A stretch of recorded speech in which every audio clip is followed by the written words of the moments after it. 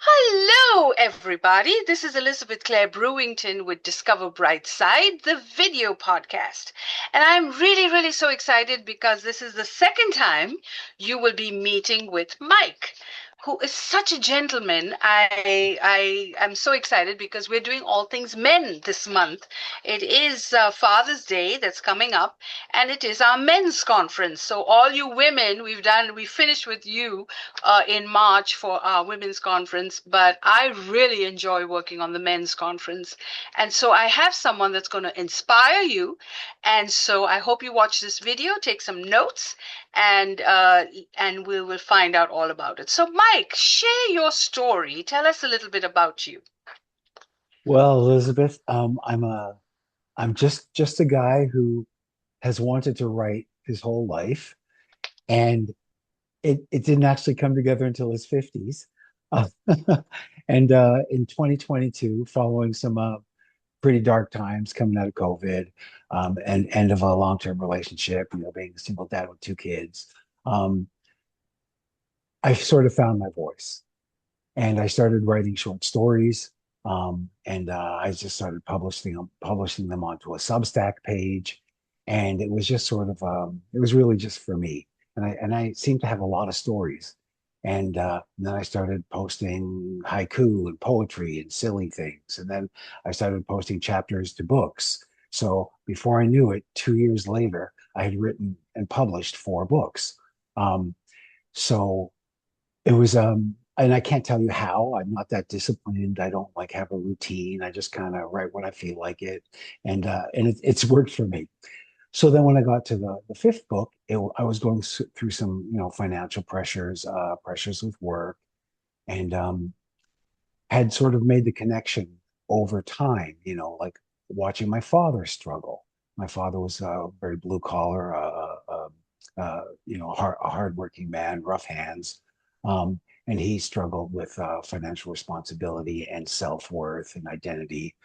Um, Over the years, having sort of subtle conversations, because most of us don't like to talk about our pressures. Um, but I was going through really challenging times, so I started taking notes and I started writing about it, and I started offering myself some suggestions about how to get out of it. And although I couldn't find, quick fixes, I found that, perspective, shifting the mindset a little bit. Um, and so that kind of evolved into a book. And I thought, oh my gosh, look at this. I pretty much have enough for a book. And if it helped me, maybe it could help others. So that's kind of where we're at today. So tell me about the book. What's the title of the book, and how can we get this book, and what can we expect from the book? The book is called The Performed Man, and it's the performed man when financial responsibility becomes identity, and it's kind of positioned as a field guide. It looks at the quiet burden that, like, I'm obviously I'm male, and so I wrote it from a man's perspective. But I've had friends read it, and women friends who are providers and who have been single moms, and they say to me that we carry the same burden. um, it's something that providers carry. And so what I try to do is to try to separate, and within the book, identify certain patterns like, the armor that we develop. We're afraid to communicate our fears. We're afraid to communicate the challenges that we're going through. And often what happens is that this armor kind of manifests into, maybe we're impatient with our kids, or we're short tempered, or we start to lose who we are. And Elizabeth, you're an award winning uh, podcast host, but I'm sure there's an Elizabeth that nobody else knows. You have interests, there are things that you like to do, but sometimes we identify ourselves by what we do, and sometimes not who we are. And so that's what I tried to relay in this book, with just I recognizing some of the patterns. And anyone who's struggled as a provider, anyone who's kept things bottled up inside of them, understands the pressure. And so what I tried to do is offer like a slight shift in thinking, and And we don't have to be vulnerable and fall apart. But if we share a little bit, whatever our comfort level is, if we if we're able to speak about what we're going through without alarming everyone and upsetting the entire balance of the family and the foundation, then we can sort of release some of that pressure. I love the title because I've interviewed a lot of men, and in this generation it's not fun to be a man because I've talked to a lot of people that have had divorces and how they've had such a tough time going back into the dating game, and how even the women out there are such sharks. They expect you to buy flowers and drinks, and you're like, I don't even know you.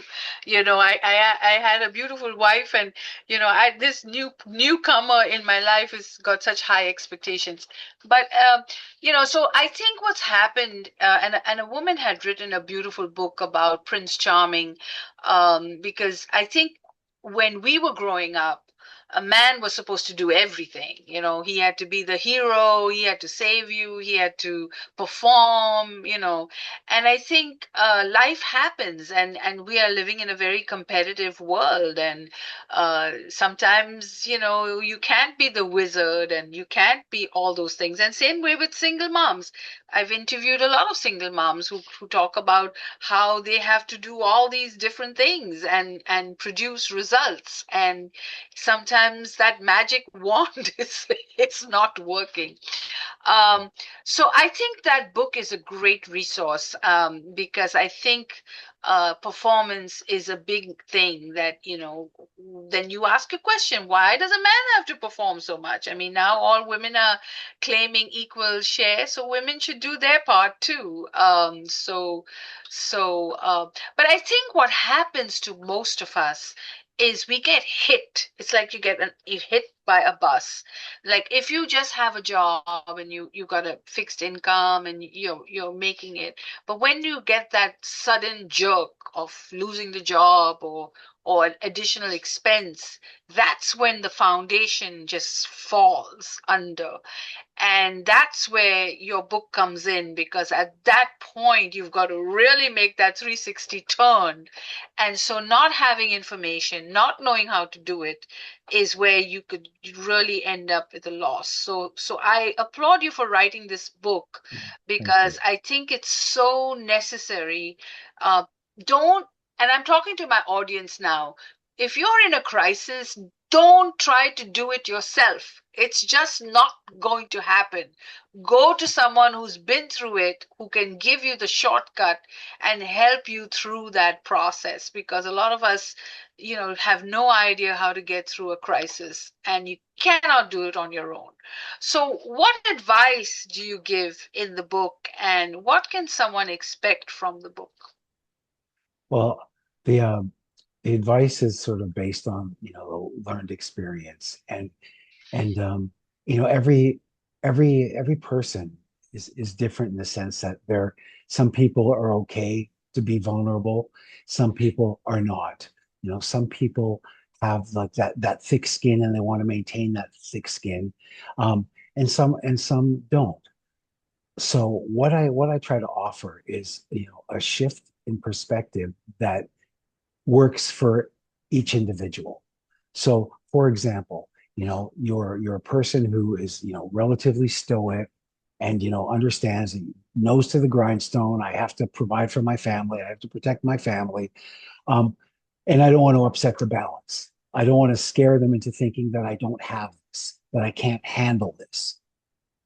And so, what I offer is like a slight shift in thinking, like having having light conversations like you know maybe we could postpone that trip. There's just a few things going on that we need to take care of, nothing to be alarmed about. Just maybe we can cut back on a few things because there's some unforeseen expenses, rather than just pushing through it. I mean, I know guys who have and I was one of them, who had like a secret credit card to help pay other bills. Yeah. And I didn't tell my partner about it because I was afraid to say that I couldn't handle it, that I wasn't managing it, and I didn't want to. to scare or upset them. So, and for some, it's really about saying, "Look, honey, I need your help," or saying to your partner, "You're, I Yeah, need your help. yeah, I need your help. I'm struggling alone. I got this, but I need some help." It's hard to do that though, because we what happens is we develop this armor as we're going through it, right? And I think what happens is that armor becomes your skin after a while. And after a while, nothing penetrates. So you lose who you are. And this is where the identity piece comes in. You know, I'm, I write books, but I'm also a hockey dad. And I right. also like, I do things with my kids. I like to garden. I like to do other little things that give me joy. I like to sit in the backyard and have a whiskey and a cigar and have nobody talk to me for an hour, you know? Um, so so but losing sight of who you are and things that you like because the armor you're trying so hard to protect the people around you from anything that may cause them concern or upset the balance of your life, and we become so insulated and so closed off, and the deeper we get into that place, the harder it is to come out of it. So I'm hoping with a slight shift in thinking, and what I do in the book is I go through each chapter has a pause for reflection. So, Hmm. like for example, here I'll just really quickly, like chapter 6, ironically enough, as we're speaking, is called Armor. Okay, and it talks about the armor. So at the end of the chapter, it says, where have I become more controlled than connected? Just pause for reflection. Ask yourself, when was the last time I expressed uncertainty without immediately converting it into a plan? Express, what emotions do I edit before they reach other people? So it's about sort of checking in with yourself, about how you're sort of positioning your challenges. And and so once we understand sort of where we are on that scale, I think it helps to just get through it. And as I said, it's Elizabeth, it's not about falling apart. It's not about losing, your sense of being a provider, whether it's masculinity or femininity, whatever it is. It's not about losing that. It's about managing that. Like they say that um, uh, there, when you have anger, when you're angry, there are two ways to express it. There's one in an aggressive way and there's one in an assertive way. So you can be assertive without being angry, defensive, or aggressive. And that's really that fine line. Yeah, I love that. Put the armor. It's like I'm a spiritual person, so I'm always putting the armor of God, so that I'm protected. Um, and you talked about two very important things, is talk about it. Many people do not, especially men, I think because you all were raised that way, it's hard for you all, one, to admit there's a problem, and two, to talk about it. It's very hard for a man to discuss it. You all are just used to using a credit card and solving all the problems by just paying Yeah. for everything. So it is very frustrating. Like I know, like my husband loves big brands and shopping. It's hard for him to walk into a store and pick up a $20 shoe, even though it might be better than the 80 or the $200 shoe, because it's just his mindset, that Yeah. he wants the best. And when I first got married to him, because I was very miserly and thrifty, and I could not understand, the shoe to me looked the same. I'm like, what is the difference? But as I've grown older and I've loved him more and more, I've realized that he doesn't buy a whole lot of things. Like, it's not about quantity, but it's about quality. And so now we can figure it out together. But it's simple Right. things like that. I think if you talk about it rather than, yeah, you always spending so much money, blah, blah, blah, blah, if you can talk about it and say, okay, fine, you're not buying five shoes, you're only buying one pair, so so we budget for it, it'll be fine. But I think that it's really, really important to talk about things, because because it's necessary. So putting on the armor, that's a great technique and performed, man. And so how does it end? Do you start becoming more real and accepting, or what is now the I don't want to give away the book, so you don't want to tell people the thunder because we want them to buy the book. So just give me a strategy or something about what can someone get from the book if they buy it. Well, I think the biggest takeaway is that, it's not about, avoiding the responsibility. It's not about losing your strength. It's not about losing who you are and your ability to provide. It's about making a slight shift in thinking so that you're not alone. And I think that's the key piece. Like we sometimes feel like we're alone in these Yes. things. And and um and the real risk here, and I experienced this risk firsthand, is I was alone in these things, and it came out as anger, as Yes. impatience, as Yes. frustration, and I ended up losing a lot uh, because I didn't see what was happening. I was the last one to see what was happening. And so this is the risk we run, you know. And how heartbreaking is it when you hear in the other room that where your partner says, daddy's just tired, or daddy's just, busy with work, or daddy's just, it's heartbreaking because you know that you're carrying a huge burden. So Yeah. all I try to do is help to ease that burden. And I offer a few tools, a few suggestions, but it's really about maintaining who you are as a provider, but also as a person, because your self-worth doesn't weigh on your financial responsibility. It weighs on the person you are, and inevitably finding that balance. So really that's what I tried to do. It took my hindsight is 2020, and so in writing this, and I've shared it with quite a few friends and readers, and I'm getting the same feedback. Like it really resonated. They really understood where it was coming from, and they related in so many ways. And Yeah. so, I can relate just listening to you. thank I you. can.